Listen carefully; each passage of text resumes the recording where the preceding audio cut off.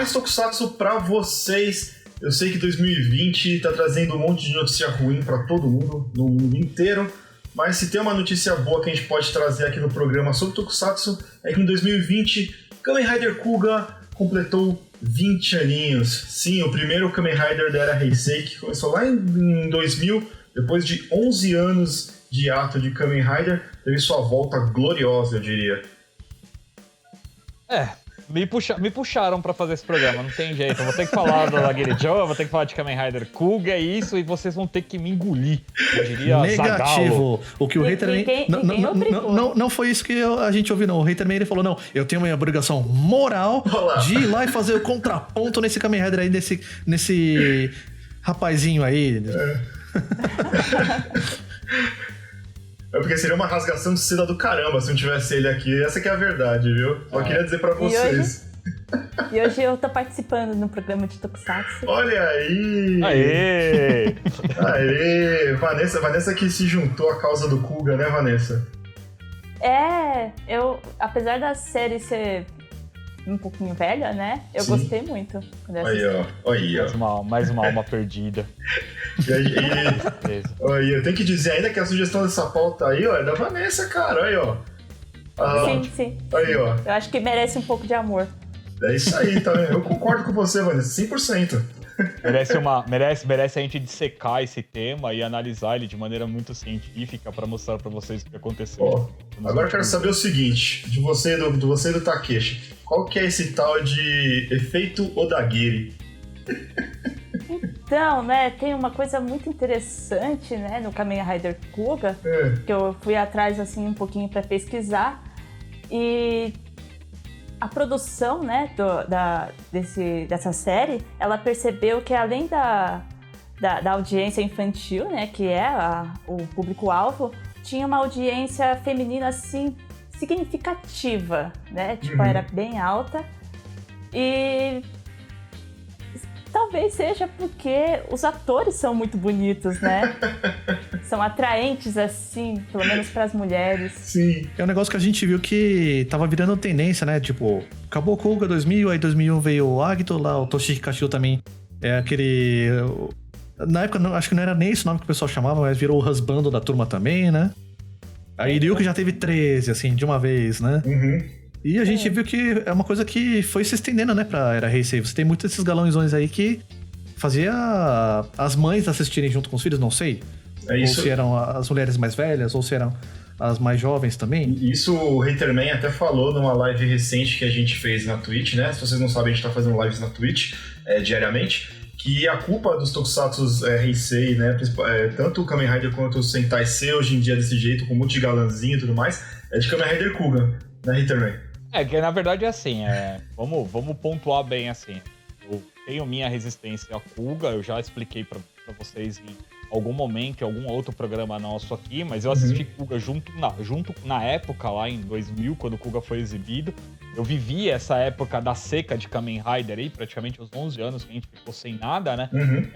E ficava aguardando a volta de Kamen Rider. Então você imagina eu, muito mais novo na época, frustrado quando eu fui assistir Kamen Rider e vi uma das minhas franquias favoritas estarem se tornando uma novela. Porque Kuga é uma novela, né? Mesmo. E eu não falo nem isso por causa de atores ou tudo mais, por causa do formato da série, a estrutura, e a culpa aí não é do Odagiri Joe, não é de ninguém, é da culpa do formato que a Toei Company adotou pra série na época. Sim. Né?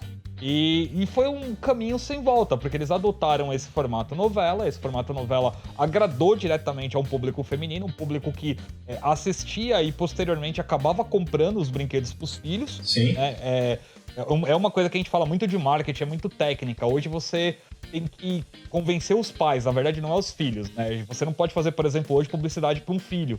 Então você tem que fazer uma publicidade pro pai comprar um presente pro filho, né? E todo mundo que trabalhou ali no Kuga, provavelmente o Shirakura teve a brilhante ideia, porque ele era o cara já ali, né, que tava começando um trabalho no Kuga, ele pensou nesse método e aí ele colocou isso em Kuga e assim, eu posso ter toda a minha resistência à série, não gostar do Dagger Joe, que a gente vai falar disso no futuro. Sim. Mas assim, eu tenho que tirar o chapéu pro cara porque funcionou. Se Kamen Rider hoje funciona, é porque o cara colocou instituiu esse módulo novela pra vender brinquedo, as mães gostarem dos atores e tal, e comprar os brinquedos pro filho, e tá funcionando até hoje. Que assim, quando você fala que formato novela, parece que soa assim meio pejorativo, mas é que tem uma atenção muito maior na história, né, no desenvolvimento dos personagens. E até dos inimigos, né? Mas assim, Os Grond tem uma língua própria, você tem uma empatia até por algum deles, assim, em determinada parte, e ódio de verdade de alguns deles, sabe? É porque, assim, assim, o formato novela não me agrada, tá? Esse é um ponto pessoal meu, né? Sim. Ultraman, lá na década de 60, trabalhava os atores muito mais do que o personagem, o herói gigante, com investigação, com um formato muito mais parecido de série mais dark, que eu acho que até seria um formato que o Ishinomori buscava nas séries dele e que o Tsuburaya conseguiu colocar naquela época. Óbvio, a gente tá falando de épocas muito diferentes, mas que me agrada mais do que o efeito novela, né? Mas é muito pessoal, e aí, sei lá, é uma análise que demandaria muito mais tempo, né, Takeshi? São coisas diferentes, na verdade, né? O próprio... É que assim, o Ishinomori, nesse caso, assim, eu tiraria ele um pouco da equação, porque a ideia dele era no mangá mesmo, a referência dele era diferente, né, no caso. O Tsuburaya era o cara que veio do cinema, é um cara que ele tinha essa linguagem mais do visual mesmo. O Ishinomori, na verdade, ele ficou mais com o conceito mesmo. Agora, se você pensar nos produtores da própria Toei, a referência deles é outra coisa, né? Tanto é que hoje em dia, a própria presença do Shirakura existe porque em algum momento alguém que era muito fã ficou insatisfeito com o que viu com o RX e falou, gente, vamos desconstruir isso aqui, vamos fazer uma outra coisa, vamos fazer uma outra pegada, né? Exato. A própria questão que o pessoal falava bastante também dos atores bonitos, né? Que isso chamava a atenção das mães. É uma coisa que eu acho que são padrões de beleza, de repente, de cada época, né? O Fujioka, por exemplo, hoje em dia, ele é o muscle, é o Stallone japonês, aquela coisa toda. Mas na época, o Pretty Boy dos anos 60 pra 70 era ele, né? Sim. Mesmo se você pegar, sei lá, por outras referências, o Toshiro Mifune, que fazia aquele samurai barbudão, mal amado, todo bronco do filme do Kurosawa, o cara também era o galanzão da época, né? Sim. Mas assim, tem que pontuar uma coisa aqui, que os atores antes, né, e depois, apesar de eles serem o ideal de beleza, assim, da época, eu acho que ele tava muito mais ideais masculinos, assim, do que era legal num homem, e os ideais femininos, né, do que é mais atraente, o que realmente chama a atenção, né, o interesse das mulheres, primeiramente para essa obra, aí depois a gente fica pela história, né? Agora mudando um pouco de assunto aqui, o Ren também falou um pouquinho do Dagger Joe, a gente tem que entrar nisso, porque se a gente não falar disso, em algum momento alguém nos comentários vai falar, mas eu vou deixar isso aí pro Takeshi. Takeshi, a gente sabe que em algum momento do passado, ali depois que ele fez o Kuga, ele deu uma entrevista, e vocês não sabem, o Dagger Joe é o protagonista, faz o Godai Yusuke no Kamen Rider Kuga, falando que ele não gostava de Tokusatsu e que ele tinha sido obrigado pelo o agente dele a fazer lá a entrevista para fazer o Kuga. Quanto disso é verdade e quanto disso, tipo, os caras aumentaram na internet? Na realidade, o pessoal tem muito essa preocupação de falar, não, mas o cara é obrigado a gostar, ele tem que se entregar a tudo. Eu concordo que realmente quando o negócio... Você vê que o negócio é feito com carinho, isso se sobressai. Mas o cara sendo um bom profissional, acho que ele ajudou a série também. Ele somou de uma outra forma, né? Um certo distanciamento, né? E a gente sabe que, na época, inclusive, tanto ele como o Masaru Nagai, que veio a se tornar o Time Head do Time Ranger, Tatsuya, eles fizeram os testes tanto pra Time Ranger como pra o Kuga, né, no caso. E o Masaru Nagai, ele queria fazer o Kuga, só que ele acabou vindo pra cima do fenômeno, né, do Dagger Joe, que não queria fazer. Na verdade, ele até fez o teste de uma forma pra reprovar, acabou sendo aprovado. E quando ele tinha feito o teste pra Super Sentai, tem esses rumores aí que ele se recusou a fazer pose de transformação e o pessoal falou, não vai virar, né?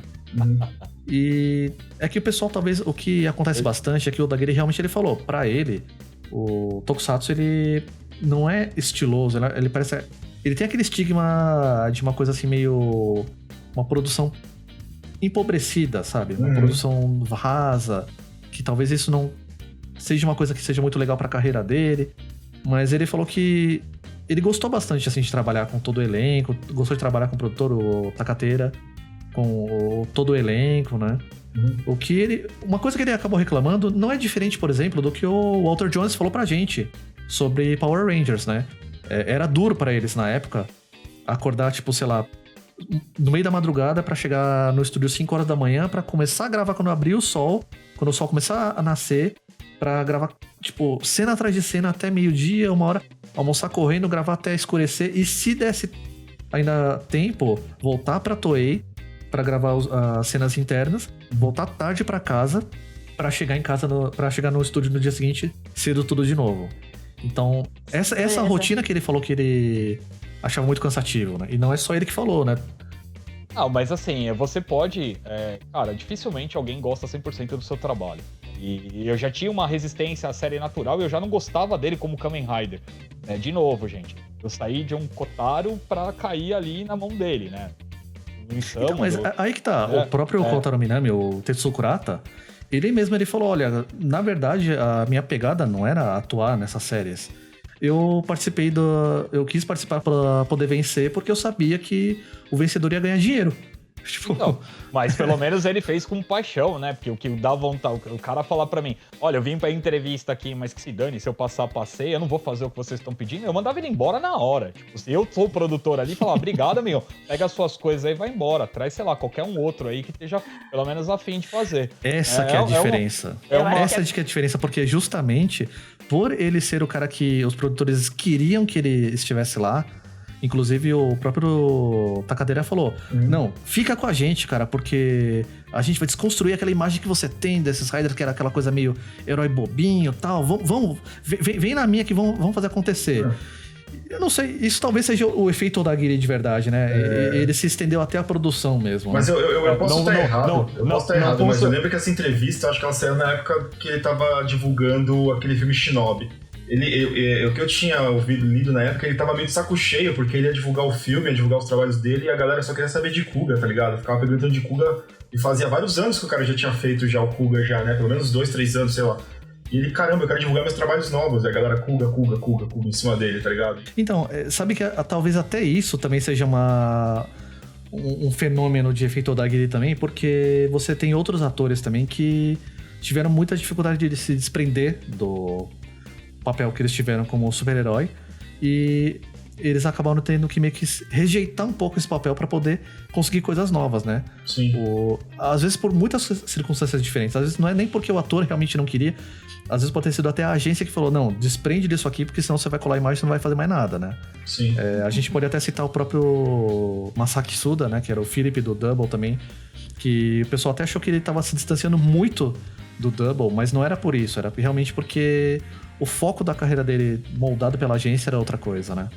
O que eu acho que não tira mérito da série, porque eu gosto muito da série, cara. Mas aí, o trabalho que ele fez, né? Agora eu vou fazer uma pergunta aqui pra Vanessa e pro Takeshi Anderson. Vocês acham que ter mudado esse lance de ter agora todos os atores bonitinhos pra agradar mais público feminino, a mãe das crianças e tudo mais, ele segura o Ibope de série? Vocês acham que ele consegue segurar só sendo bonito a série inteira? Então, isso é uma coisa, assim, que eu posso dizer...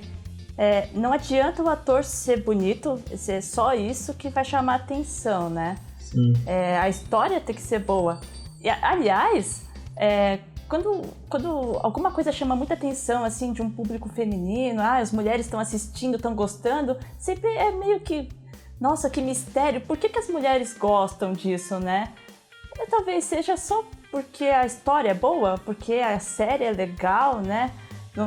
Não necessariamente, assim, o ator é o modelo, o ideal, sabe? Você sabe quando foi a primeira vez que eu percebi que tinha muitas mulheres assistindo Kamen Rider, assim, de verdade, assim, foi com o Denho, cara. Porque o Denyo tem uma personalidade lá azul, que ele bota um terno e fica todo galante, não sei o que lá, e eu via que é o do Urataros, né? E tinha muita menina que gostava muito das personalidades deles, de todas elas, sabe? Então, tipo, foi lá que eu comecei a perceber, olha só, tem muito mais menina assistindo o Tokusatsu agora. Mas você sabe, essa série, o Denyo, ela extraiu o talento do Takeru Sato, assim... Tudo que tinha, né? Tudo que ele tinha, eles mostraram na série. É verdade, eu tenho que concordar. Ele dança, ele sim. luta, ele faz um monte de coisa. Ele faz personagem tímido, personagem galã... Maloqueiro. É verdade, concordo com você. Isso é uma coisa que eu falava pro Anderson o tempo todo, que me surpreendeu muito o Denyo quando você vê que ele fazendo todos os imagens lá, parecem, tipo, pessoas totalmente diferentes uma das outras mesmo. Na verdade, ele tirou não só do Takeru Sato, como do Takayo Seiji também, né? O Suit Actor. Mas isso fica pra uma outra conversa. Outra conversa, Mas é aquela coisa, né? Tem séries que você vai conseguir extrair tudo isso do ator também, mas tem séries que eles acabam... O ator tem muito mais a oferecer e eles acabam ficando só no rosto bonitinho, né, Vanessa? O Masahiro Inoue, né? Ele faz o Decade, ele é um bom lutador, né? Ele luta taekwondo e na série... Não dá um chute. Aliás, ele tem as pernas compridas, né? Ficaria muito legal. Aí você vê ele na mão do Keita Memi, ele dá voadora, dá mortal, ele gira, ele faz Tatsumaki, ele faz tudo que você imagina. Às vezes eu fico pensando que seria aí no caso não é o efeito Odagira, seria o efeito Fujioka, né? Porque desde o primeiro Rider fazia todas as cenas de ação dele e partiu a perna no meio, né? Acho que eles não querem que isso aconteça novamente, né? É isso, né? Não sei. Eu acho que o ideal é encontrar equilíbrio, né? Então. Sempre encontrar equilíbrio. Mas, assim, a gente rodeou, mas a gente acho que não achou qual que é o motivo. Eu acho que o público-alvo são as crianças, sempre vão ser, Sim. Ou pré-adolescente, né? Kamen Rider tem uma faixa de idade um pouquinho mais alta que Sentai, mas não deixa de ser uma produção pop, assim. Nós assistimos, nós não somos crianças, né? Sim. E quando a história ela é bem legal, ela é bem construída, tem os personagens interessantes, a gente acaba se prendendo na série, né? É verdade. Então, antes de você terminar, Cleiton, eu queria convocar todas as meninas que assistem o nosso canal, que gostam de Kamen Rider, ou de Sentai, Ultraman, de Tokusatsu, assim, de um modo geral, né? Sim. Pra gente saber o tamanho do público feminino que curte essas coisas, que às vezes não fala muito. Sim. O público brasileiro, né? Sim. Porque eu não sei se realmente tem um público feminino aqui, assim, grande. Uhum. Os homens eu sei que gosta bastante, né? Sim. Mas fica o convite. Por favor, comentem. E pra você que gosta de jogar, tem uma novidade muito legal para carregar os créditos do seu jogo ou plataforma favorita. Confere aí. Bem, amigos da Razer Gold, estamos aqui mais um dia para fazer uma recarga e garantir os créditos para o seu jogo favorito. Pita o juiz, começa a hora da recarga, já se seleciona o menu lateral, vai na opção recarregar agora. Ali embaixo o método de pagamento boleto express já foi selecionado. Seguimos então preenchendo os dados para emissão do boleto, nome, CPF, celular, e-mail. O boleto já foi gerado, chegou agora o momento, 30 minutinhos para pagar e tá lá, passou 1 hora. Carregou!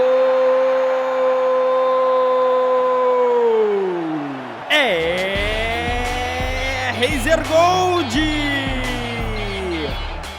Olha aí, então, se você ainda não é inscrito, tá olhando só o vídeo a primeira vez, tá pousando aqui, ou sempre vem no canal e não se inscreveu, ou nunca comenta, comente aí. A gente quer saber se você também gosta de Tokusatsu, né, Vanessa? Vamos meninas, vamos responder a convocação da Vanessa aí, deixar um comentário.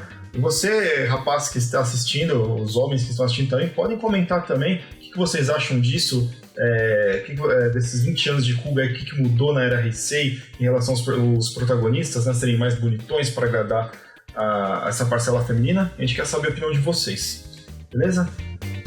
Este foi só um pedacinho do Mais Geek. Tem mais conteúdo de animes, games, quadrinhos, cinema e tokusatsu direto para você. Dá uma olhada na nossa playlist, que tem muito mais.